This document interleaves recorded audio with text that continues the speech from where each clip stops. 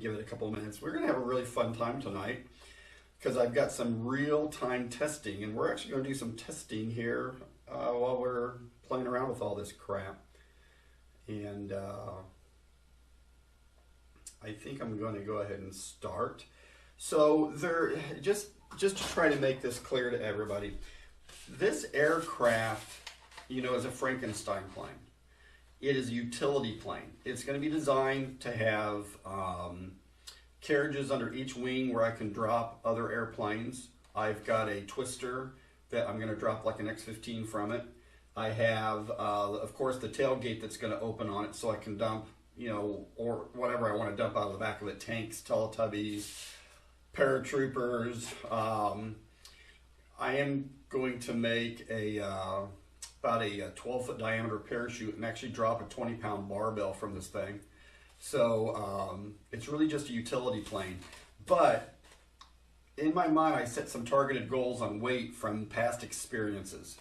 Normally when I build a foam airplane, I sheet all the foam surfaces with 3/16" balsa wood. And I use that light contest grade, which actually isn't the greatest if you're going to glass it, because the lighter the balsa is, the more it will absorb resin. The harder ones won't.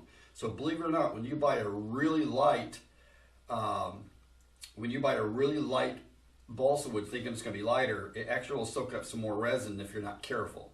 But the intent of this airplane was not to use any balsa wood on any of these surfaces as a means to cover it. So what I did was, in this elevator here, I originally cut out all of the pieces basically like ribs. Well, actually, let me back up. Originally, I cut it out with a hot wire.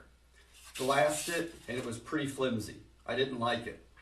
So then I made this one out of ribs, Gorilla Glued together, hoping that that Gorilla Glue membrane in between them would add strength, which it did. And I'm not sure if I can get this on the right plane here, but if I really twist this, this is stronger than hell. And it doesn't really need to be that strong, but I wanted this to weigh 7 ounces, and it came in 11.3 ounces. So this is just regular pink styrofoam. This is glass cloth, 0.75, resin, primer, and paint. And it came out to 11.3 ounces. Which, if you really think about it, for a plane that's got an 18-foot wingspan, this is damn light. But I also have another challenge on this airplane. This is 300 square inches. When you think of an airplane that's got an 18-foot wing, and just the elevator, one elevator has 300 square inches, you end up having a lot of square feet on this airplane.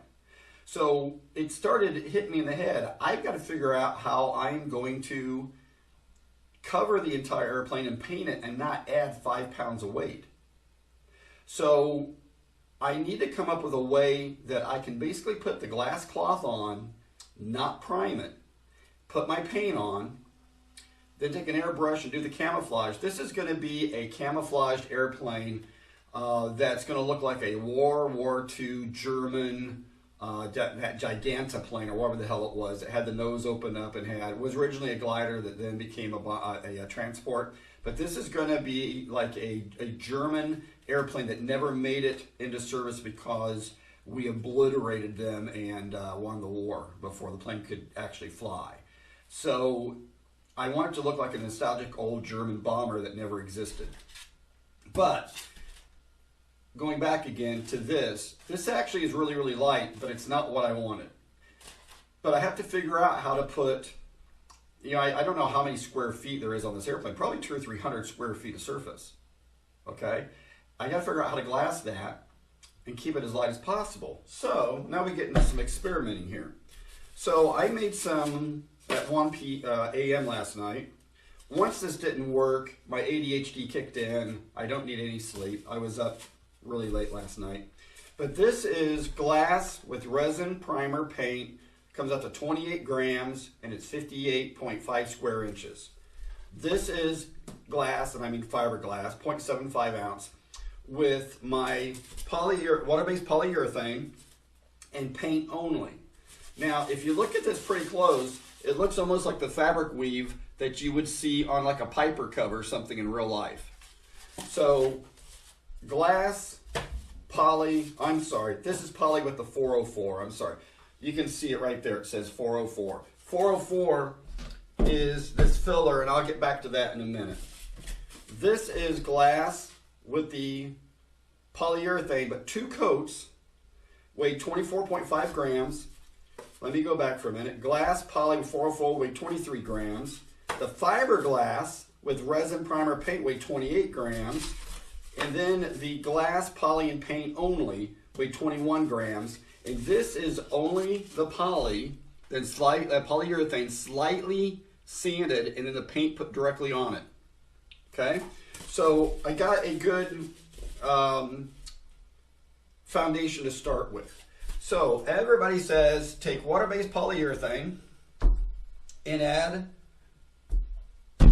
pure cornstarch baby powder to it. It worked out like crap. If you've ever made sausage gravy and you don't have it thick enough and you try to add the flour after you've started it and the flour turns into clumps, that's what happened when this hit the water-based polyurethane. It turned into clumps and it was crap. Drove me nuts. I even put a little thing on my drill and stirred the crap out of it and still had clumps. But then the light came on and I thought, well, wait a minute. I have this West Systems 404 high density filler. So I took a cup like this, filled it halfway with polyurethane, and believe it or not, put 1/8 of it with this filler, put my drill in there, stirred it up, and that's what's on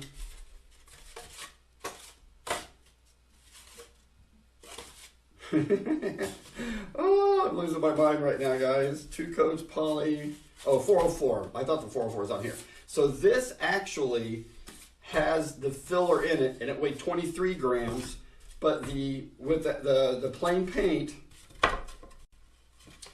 weighed 21 grams. So I added 2 grams, which is a difference of like 1.8 and 1.7 ounces. It sounds small, but this is 58 square inches. This is 300 square inches, and my wing's 18 feet by 36-inch cord. So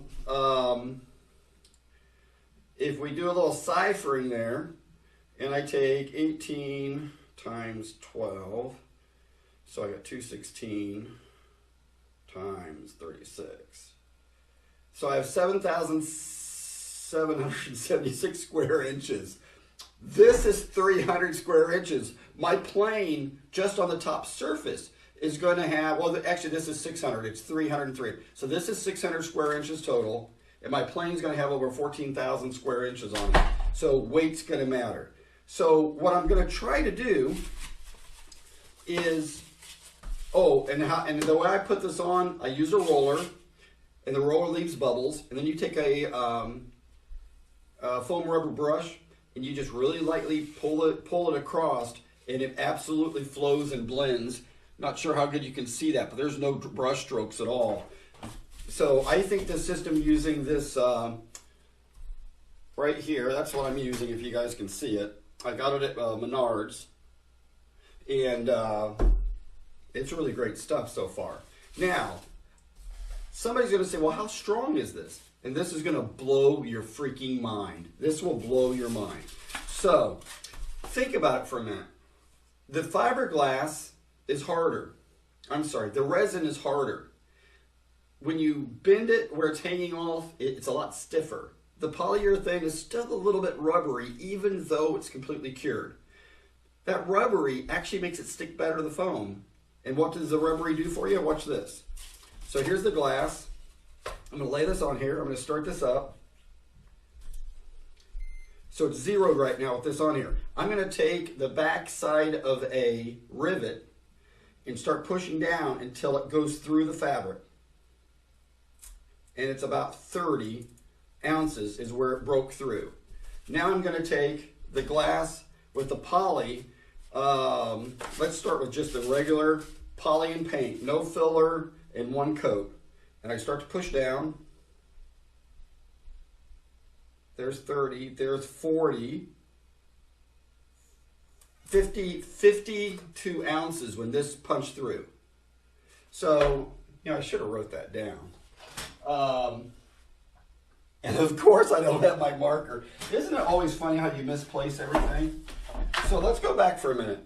If I take the glass, put it on here, it's zeroed. I start pushing down. It broke, okay, 31. So the glass broke at 31. The poly and paint by itself,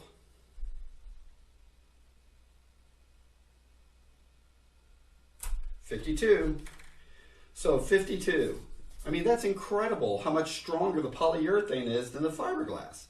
So now let's go to the glass poly with 2 coats. Make sure that's zeros. 60, went to 60 ounces. Glass poly with 404. Now the 404 is a filler. 66 ounces. I mean, yeah, ounces. So the polyurethane's a lot stronger than the fiberglass. And that blows my mind. And the cool thing is that just this here, poly and paint weighs 21 grams and the fiberglass weighed 28 grams. So it's a difference of like 1.65 and 1.8 ounces or something like this. I'm sure somebody's going to Google and bring up that translator. But I am absolutely blown away. Also, what's really cool is the polyurethane with the 404. I did that to see how it sanded. And it sanded, it was scary how easy it sanded.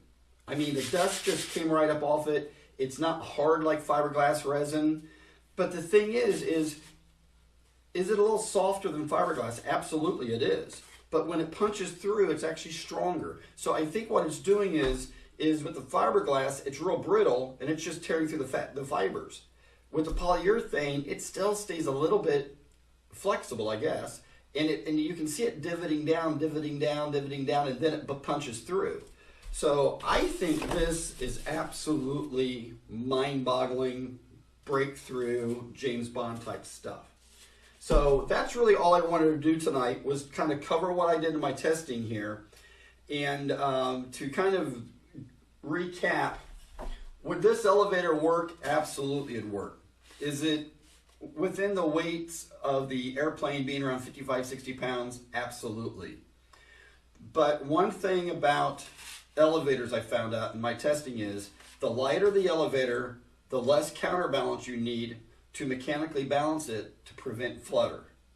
So if I can get this from 11.3 ounces down to like 7 where I want it, that's ginormous, and I absolutely think I can do it. So that's pretty much it, everybody. That's all I wanted to cover tonight. I'm going to do a little bit more testing with this stuff where I actually sand it. And, I know what I want to cover now.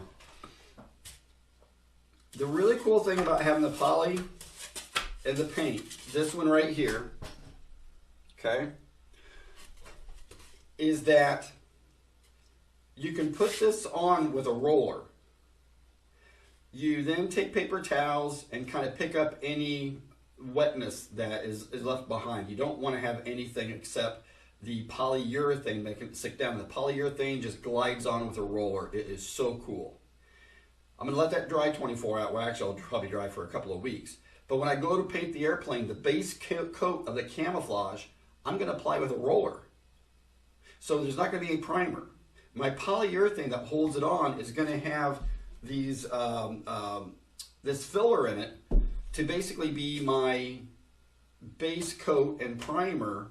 I'll lightly sand that. I'm going to roll on the base color of my camouflage, and then I'll take an airbrush and do my camouflage.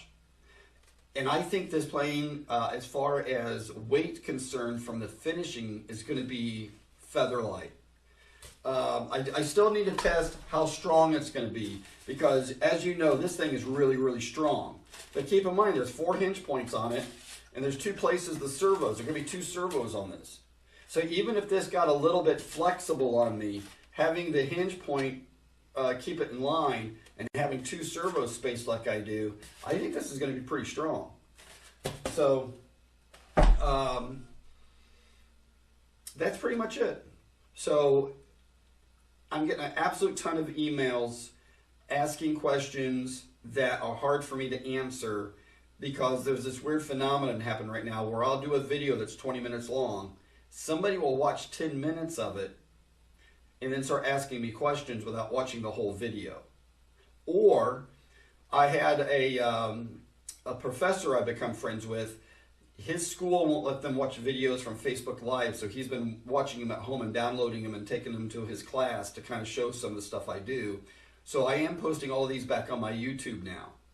But the problem with my YouTube is I've only gotten like 8 of my 20-some videos up there, and most people don't realize that there's an awful lot more I've done past the first 8 I've posted. So do me a favor, try to watch the entire video. Watch the intros to the video, because the intros explain. There's a lot of videos in these series, so just stay tuned, because it's really hard for me to get 15 emails basically saying, why aren't you doing this? And then the next video it's answered. So that's it, everybody.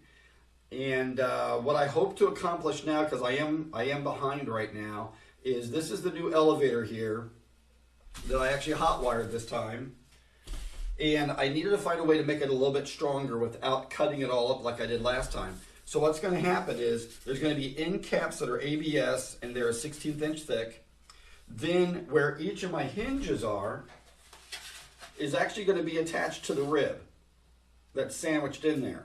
So I don't have to put other ribs in there as stiffeners. The actual hinge is going to be the rib. So 4 of these, I can't remember which ones. Here, here, no. Here, here, here, and here will be ribs that have hinges. Right here and right here is for my servo arms that you see right here. So hopefully these 1/16 inch thick ribs will give you my strength I need. The fact I figured out the polyurethane and the paint, all the weight's going to come off of this. That was the primer, and it took a ton of primer, and the paint. So I really think I'm going to be able to hit my 7 ounces. Honestly, if I hit 9, I'll be tickled to death.